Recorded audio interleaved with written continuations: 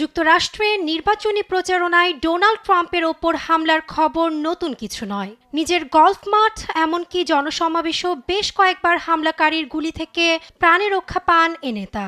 প্রতিবার হামলার পর অভিযোগের তীর ছুঁড়েছেন ইরানের বিরুদ্ধে।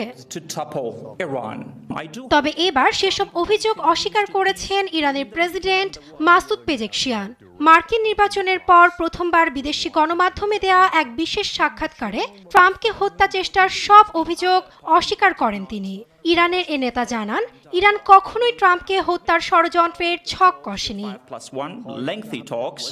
ট্রাম্পকে হত্যা চেষ্টার অভিযোগের বিষয়ে সাংবাদিকের প্রশ্নের জবাবে ইরানোফোবিয়া ছড়ানোর জন্য ইসরায়েল ও অন্যান্য দেশের সম্পৃক্ততার অভিযোগ তোলেন ইরানের প্রেসিডেন্ট। ইসরায়েল ও অন্যান্য দেশ ইরানোফোবিয়া ছড়ানোর জন্য যে পরিকল্পনা করেছে তার মধ্যে এটি আরেকটি। আমি যতটুকু জানি, ইরান কখনোই কাউকে হত্যা চেষ্টা বা হত্যার পরিকল্পনা করেনি।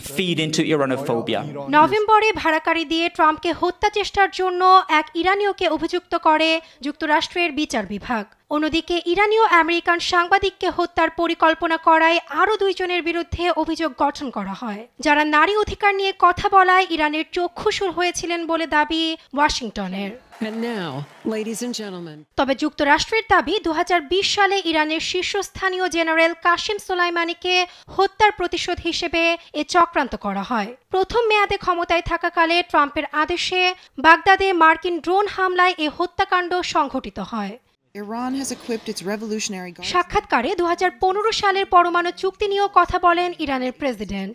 জানান, নীতিগতভাবে ট্রাম্পের দ্বিতীয় মেয়াদের প্রশাসনের সঙ্গে এ নিয়ে আলোচনা করতে প্রস্তুত তেহরান। তবে যুক্তরাষ্ট্র অতীতে তাদের প্রতিশ্রুতি ভঙ্গ করায় এ আলোচনা কতটা সফল হবে তা নিয়েও সংশয় জানান পেজেশকিয়ান।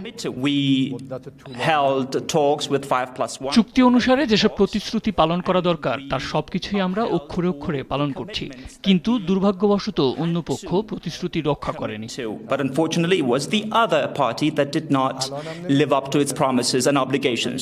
2018 সালে ট্রাম্প প্রথম মেয়াদে ক্ষমতায় থাকাকালে পরমাণু চুক্তি থেকে নিজেদের প্রত্যাহার করে নেয়। এতে ইউরেনিয়াম সমৃদ্ধকরণের পথে হাঁটে তেহরান। এমনকি দেশটি পারমাণবিক অস্ত্রাগার তৈরির সিদ্ধান্ত নিতে পারে বলেও বিভিন্ন সময় শঙ্কা জানিয়ে আসছে যুক্তরাষ্ট্র। 20 জানুয়ারি ট্রাম্পের প্রত্যাবর্তন ঘিরে ইরানের ওপর যুক্তরাষ্ট্র ও ইসরায়েলি হামলার আশঙ্কা বাড়ছে। তবে ইরান যুদ্ধ না চাইলেও পারমাণবিক কেন্দ্রে যে কোনো হামলা কঠোরভাবে মোকাবিলা করবে বলে সতর্ক করেন president Masoud Pezeshkian. Nasrin Akter, news desk, Desh TV.